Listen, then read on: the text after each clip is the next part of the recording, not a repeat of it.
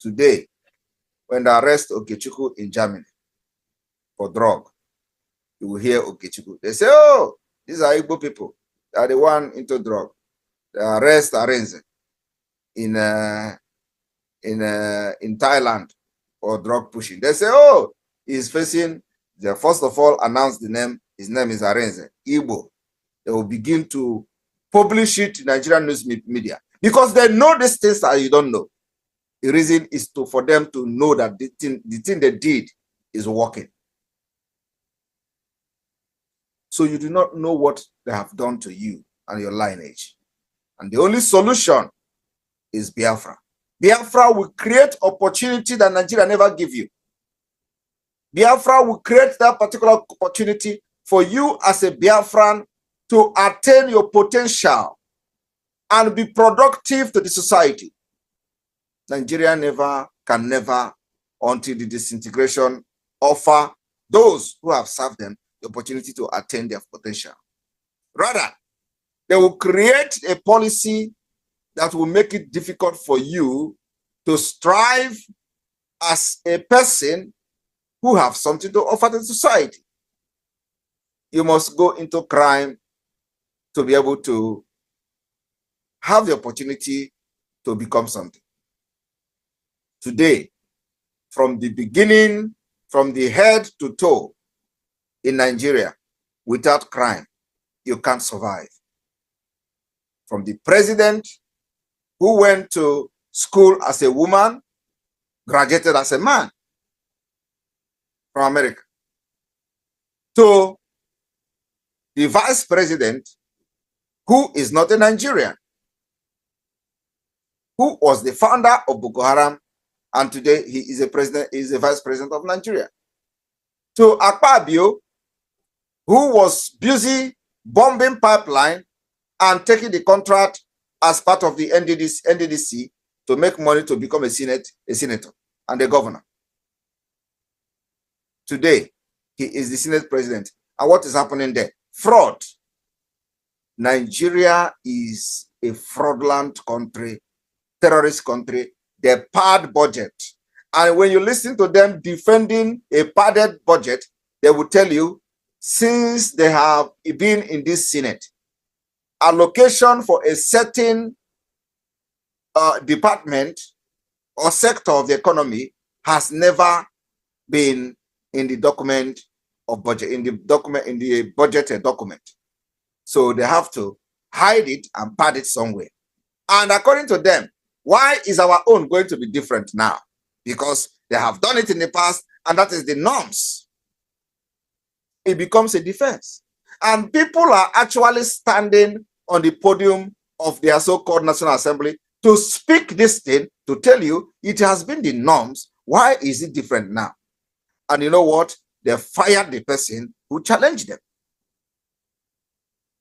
That one is trying to be a good, they are Nigeria, and they fired him. They told him, Nigeria is not a country you are going to stay without crime. For you to continue to remain in the Senate, you must be committing crime with us. And the other person who is his friend, called Ndume, Senator Ndume, he said, I warned him. He didn't listen to me. Meaning that he warned this man not to go and start saying the truth. Because I said Nigeria. As a Nigerian they are. You are breeded to lie. What you are trained to do is to lie, do forgery, do fraud. Any day you want to say truth, you become the enemy. Just like this part of Biafra today, where you are as a part of the government, we started from autopilot. We were saying the truth, exposing the criminals. What did they do? Because these people are the Nigeria, they have Nigeria in their blood, and they were running IPOB and shouting Biafra. And when you see the truth, they say, no, don't say it. Some people even say, even if these criminals are not doing it right, they can never support Simon Ekpa. That is exactly what Nigeria has impacted in them. That is pure Nigeria spirit. It is exactly what is happening at the National Assembly. I want you to just check yourself and think about what I'm saying. What some people are doing in the criminals industry of IPOB Nigeria is exactly what is happening at the Nigeria Senate. Some people say, instead, I will follow Simon Ekpa truth. I will support the criminals. If something is happening, the other one say, instead you are going to say the truth, we are going to sack you and remove you and suspend you from the Senate. And they suspended him. So my people, those of you who are watching today for maybe something have touched you and you see the progress the government has made, I told you people, we are going global now. We have finished the work in Africa. We are going to the Middle East. We are going to the Gulf. We are going to Europe. We're already capturing Europe. And America is next. Our next big news probably will come from Asia or maybe from Arab world. Because we want to tell them we are not against Muslims. We are not fighting war against Muslims. We are fighting against terrorists. And that is exactly what it is. So we are going to target the Arab world. We are going to target America to make sure that the message of Biafra spread across the globe. For those who wish to do business with Biafra government, we are ready to accept them.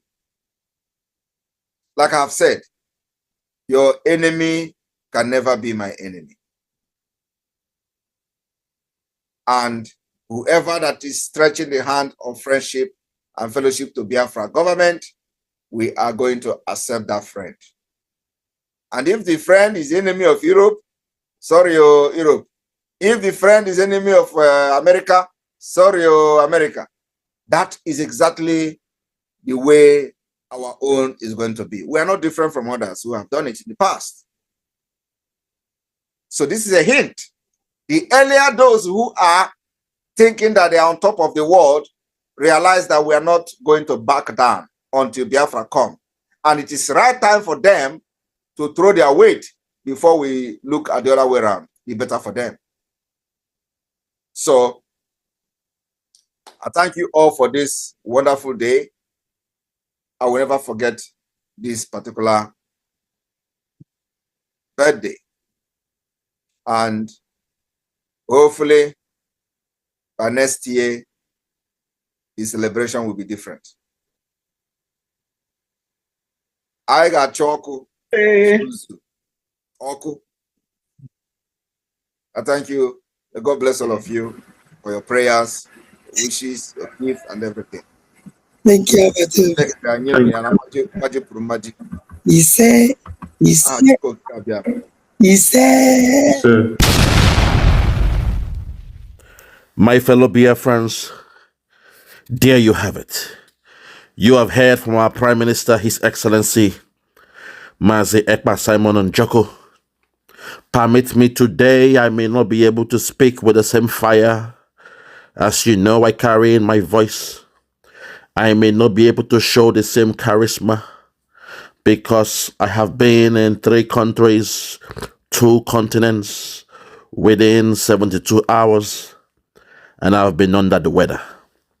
But today I want to buttress my discussions. I want to speak on what the defense headquarters of that zoo called Nigeria, they did over the weekend. I have been observing the zoo. I have been observing their media. I have been watching and analyzing all the news coming through from the media. That the defense headquarters, what they call the DHQ, they mentioned the name of our Prime Minister, Mazi Ekpa Simon Njoko, as part of the names, the most wanted men. They claimed the most wanted list. And in that list, they said it was names of insurgents and violence criminals operating in the southeast and north central zones of Nigeria. The caliphate, the audacity that they have to mention our Prime Minister's name next to the name of the henchman they call Chikedozium. First of all, I want you to understand the psychology behind what they did. The reason why they placed Chikedozium's name before the name of Simon Ekpa. It was a psychological game they were playing, mind games. They wanted it to look as if Chik Edoziem is more relevant than Simon Ekpa. They placed his name before Simon Ekpa's name so that people will assume that the DOS, they are against the Zoo Republic. We know they are playing these games. We know they are working hand to hand with the Nigerian Caliphate. So the Zoo military, the Zoo cabal, the Zoo government, they try to put a wing over our eyes, as they say.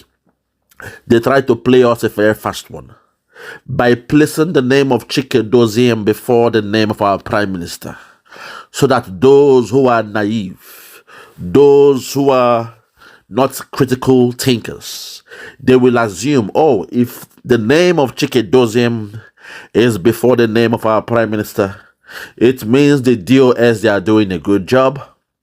It means the DOS, they are being, respected by the Zoo. They are more feared than our Prime Minister or than the Biafra Republic government in exile. It means the DOS, they have not sold out. And it means the DOS are not responsible for the kidnap of Mazi Nnamdi Kanu. For the fact they are so-called head of DOS, in the name of Chike Doziem, was in the list published by the defenseless headquarters of the Zoo Republic just sometime over the weekend. My fellow Biafrans, I want you to ignore the naysayers. This is a time for us to keep all eyes on the rising sun. Do not allow them to confuse you. Do not allow them to distract you. Do not allow the Zoo media to hoodwink you and make you lose the focus and make you start to discuss what I call obita the other week, out of point, things that are baseless, things that we shouldn't even be looking at. The list is a distraction. What you should know is that in that Zoo Republic, they know Nigeria is going down. What you should know is that in that Zoo Republic, those who believe in Nigeria this year, they will know that Nigeria will be no more. What you should know is that what is happening in Delta State, I repeat, what is happening in Delta State is the continuation of the pillaging, the killing, the massacre of the Biafrans. They know we, the Biafrans, we are the owners of that land called Okwama, the community in Delta State. They know we are the owners of that land, and they have met upon the people the same destruction, the same pillaging, the same massacre as they did to the people of Biafra. My fellow Biafrans, do not be distracted. We are saying to the people of Okwama, Biafra, we are coming. We are saying to the people of Okwama, be rest assured we are coming to protect you.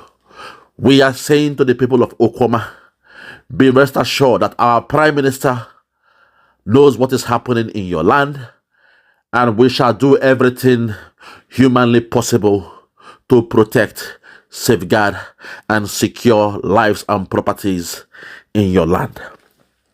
When our Prime Minister said in the first statement, he said, when God's time, no man can stop it. When God says it is time, no man can stop it. It is the time for Biafra. It is the time for our liberation. We are moving in a new dimension that not even the Zoo, not even Britain, their paymasters, have ever seen before. What we are doing is something new. They have never seen this happen before throughout the struggle for Biafra. My fellow Biafrans, today, I want you to hear from somebody all the way from Okwama, an eyewitness account. Those who are in the bushes, those who are hiding in the bushes. One of them has surmounted that courage to come out and speak to us, to let us know what is happening in Okwama. Forget about what the Zoo media they are saying. Forget about the military. Forget about the influence of the media, because for the first time, you have seen that the zoo media, they work hand in hand with the zoo government. For the first time, you have seen that the zoo media, they are not independent. When I call them the gutter media, the dirty gutter media of the zoo republic, today you will see that they work hand in hand with the caliphate. They work hand in hand with their politicians. They work hand in hand with the who is who in Nigeria. They work hand in hand with those exploiting the resources of our Biafra land. And now they work hand in hand with... All right, wonderful people, welcome back to this wonderful channel where we'll bring you back-to-back update and information as to the what. In case you have not joined our social media handle, what are you waiting for? Kindly go ahead and subscribe, like, comment, share, and also remember to on your notification button so that whenever our news drop, you will be the first who will collect them. It don't share as they happen for the obodo. Everywhere don't red, everywhere don't scatter. But before I take you to the full detail of the information of the day as to the hot for the land of the indigenous people of Biafra, I want to ask, how about Mazi Nnamdi Kanu? How about Mazi Nnamdi Kanu? Or has everybody forgotten about this man? Has everybody forgotten about this man? Anakbo Mazi Nnamdi Kanu.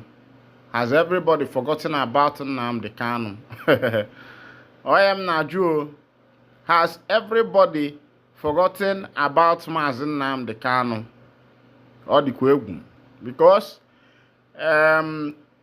if everybody has actually forgotten Mazi Nnamdi Kanu, that means is that na ihe adịghịzị ka ọ kwesịrị dị. Things are no more as it's supposed to be. Things are no more as it ought to be, because again, everything is changela. I want to ask ndị Igbo, the ohanezendigbo, the Igbo socio-cultural organization. I want to ask you people, how did Yoruba people fought for their brother? How did they fight for their brother? How did they make sure that Sunday Igboho was released from Cotonou prison? After all the national scandals, the accusation of breaking a nation, terrorism, and the rest of them, after all these things, Igboho has been released. I want to also ask ndị Igbo, how come that Sowore Omoole, whose passport was seized some years ago during the government of Buhari, Muhammadu Buhari, now Sowore Omoole is out of Nigeria. The court has given him back his passport, and now he can travel again. Then my question is, why is Mazi Nnamdi Kanu's different?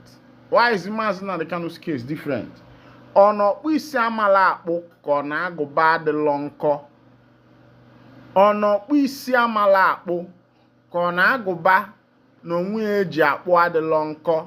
Oven na-ajụ. Ono isi amala akpụ ka ọ na-agụba adịlọ nkọ. Wee na-asị o ndị be anyị nọ. Ọkpụ isi amala akpụ ka ọ na-agụba adịlọ nkọ. Wee na-asị ndị Igbo. Ndị be anyị na-asịkwanụ ka unu mmadụ were ilie gụọ eze gị ọnụ. Ka mmadụ were ilie mee gịnị? Gụọ eze ọnụ. Wee na-asị ndị Igbo biko nụ were kene n'ilu unu mee gịnị? Gụọ eze unu ọnụ. As it be, it be like say the House of Rep know wetin dey my mind as they carry mouth they put for this matter. Nnamdi Kanu is Nigerian, like is a Nigerian like Igboho. Sowore Abia Rep appeals for IPOB leaders release. Na Abia Rep na in they talk this one, say that Mazi Nnamdi Kanu is like every other citizen in this nation. Igboho was given the same benefit. Sowore was given the same benefit. Should I say it's a political pardon or an indirect something? But still yet, these people were pardoned. Why is Mazi Nnamdi Kanu's case different? Let's go down to what this statesman is saying. Obi Agocha, member of the House of Representatives representing Ikwano, Umuahia North, and Umuahia South Federal Constituency of Abia State, has appealed for the unconditional release of Nnamdi Kanu, detained leader of the indigenous people of Biafra. In Saturday's statement, Agocha appealed to President Bola Ahmed Tinubu to assist in securing the freedom of the Biafran agitator, emphasizing that Kanu's release will signify a commitment to promoting peace and progress in the southeast region and the welfare of the Igbo people. According to him, Kanu, Omowole, Sowore, Sunday Igboho, and Godwin Emefiele are Nigerian citizens facing various allegations by the Nigerian government. Yet, Sowore and Igboho have been granted freedom due to the judiciary commitment to safeguarding citizens' rights. These four are citizens of the Federal Republic of Nigeria accused by the government of various alleged offenses. Sowore and Igboho are free men by reason of the determination of the judiciary in protecting the right of these citizens, and I must add, rightly so. Is Nnamdi Kanu not a citizen? Does Nnamdi Kanu not have a commitment, a concomitant constitutional right to be granted bail? Should Nnamdi Kanu at this point be released unconditionally? Is there one set of rules for other Nigerians from different zones and another for Igbos within the Southeast zone, he queried. I hereby appeal to the President of the Federal Republic of Nigeria, His Excellency Bola Ahmed Tinubu, GCFR, to use his exalted good offices in ensuring the unconditional and immediate release of citizen Nnamdi Kanu as a demonstration of good faith in supporting the peaceful development of the Southeast and the well-being of Ndi Igbo, the statement added. So it be or anybody will be say onye mu ihe dị mma ya mee ihe dị mma maka na asị na no iko eji amalụ mmadụ ka eji amalụ nya bụ onye na mgbọsị nta no naanị na owele nchi ka a na-achụkarị wọtago. When I see Ndi Igbo wetin dey happen, and also Nigerian government, what is happening? Look at our statesman asking this question to know what is actually happening. Why is Mazi Nnamdi Kanu's case different? Why has he not been released like every other Nigerian that has been released and pardoned by the federal government? The federal government have released Sunday Igboho. They have also released Sowore Omowole his passport and allowed him to be moving about the way he wants. But why is Mazi Nnamdi Kanu's case different? I want to ask, what is this bad and dangerous thing that Mazi Nnamdi Kanu has done that has disallowed him from getting the opportunity and benefits, the benevolent blessings that every other citizens of this nation have enjoyed? That same people who are answering the same case with him have enjoyed. Sowore is back to America. Sunday Igboho is back in his country, moving about. In Sunday Igboho's house, there was same invasion as Mazi Nnamdi Kanu's hometown invasion too. But as it is, it looks as that Mazi Nnamdi Kanu is the only scapegoat for this matter. But meanwhile, you know, get a CV where you never be before. Come on, they buy na say na nkonya na eme no nya wa ka eji amonye obo. As it be, suspected cultists don't deny aftermath of court clash in Lagos. There was a court clash in Lagos State, and the people will be said to know the powers. The main court people. The people will be say everybody knows them saying that then they run things for that Lagos. Don't deny say you know be them oh. Say no be them they commit this one oh. It be like saying they go abayara na polutanya. As it be They say some Chibok girls will be say the men of the BH kidnapped that time, that some of them has gone back to these BH boys. So because right there in that hostage, some of these BH boys got married to them, got married to many of them, and impregnated them, and so some of them has given birth. And the information reaching on our table is that some of these girls who were kidnapped by Chibok girls during these Chibok girls who were kidnapped by the men of the BH during the time of Goodluck Jonathan has returned back by themselves to some of these BH members. And I was asking, why was all the, and that's why I'm now asking this question, why was all the pressure on Goodluck Ebele Jonathan? Because there was so much pressure on that man during that 2015 when this matter they saw, 2015-2016, when this matter of bring back our girls, Chibok girls they saw. Now this same Chibok girls has gone back, have gone back. They have gone back to their normal ways. They have gone back to these people who the government believed kidnapped them, and because of this, a lot of money was paid. Who are we deceiving? Meanwhile, now I got to wind down the curtain, and if this is your first time of joining us, kindly go ahead and subscribe, like, and share.